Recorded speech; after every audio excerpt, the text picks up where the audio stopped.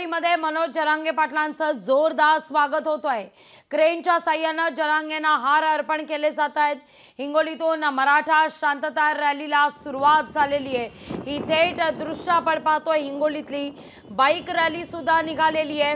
तर एक मराठा लाख मराठा म्हणत हिंगोलीमध्ये जरांगे पाटील यांचा ताफा आता पोहोचलेला आहे। जरांगेंना हार अर्पण करण्याकरता आता मोठ्या प्रमाणावर गर्दी आहे। क्रेन जरांगे पाटील यांना हार अर्पण केले जात आहेत। त्यांच्यावर पुष्पवृष्टी देखील केली जाते। मनोज जरांगे पाटील यांनी 13 जुलैपर्यंत सरकारला अल्टिमेटम दिलेला आहे। तोवर मराठा समाजाच्या आरक्षणासंदर्भात निर्णय घ्या, विशेषतः सगळे सोयऱ्यांसंदर्भात निर्णय घ्या, असं जरांगे पाटील म्हणतात। पण तोवर आजपासून 13 जुलैपर्यंत जरांगे पाटील शांतता रॅलीवर निघालेले आहेत। सुरुवात झालेली आहे हिंगोलीतून आणि हिंगोलीमध्ये आपण ही दृश्य पाहतोय।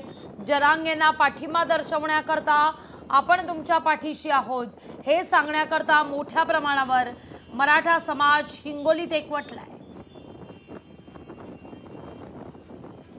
हिंगोलीतली ही दृश्य आपण पाहतोय। मनोज जरांगे पाटील यांच्या स्वागताकरता तोबा गर्दी झालेली आहे। तर त्यांच्यावर पुष्पवृष्टी देखील क्रेनच्या साह्याने केली जाते। ठिकठिकाणी मोठे मोठे हार लावण्यात आलेले आहेत, बॅनरबाजी करण्यात आलेली आहे। आणि आता जरांगे पाटील हे जालन्याहून सकाळी 7 वाजता निघालेले होते। आपण जर पाहिलं तर काल अशोक चव्हाण आणि जरांगे पाटील दोघांमध्ये चर्चाही झाली। 13 जुलैपर्यंत वाट पाहू। सरकार निश्चितच सकारात्मक आहे, आपल्या बाजूने निर्णय होईल असा विश्वास जरांगेंनी व्यक्त केलेला आहे। आणि आता या सगळ्या दरम्यान जरांगे पाटील हिंगोलीत पोहोचतायत। शांतता रॅली जरांगे पाटील यांच्या नेतृत्वात निघते।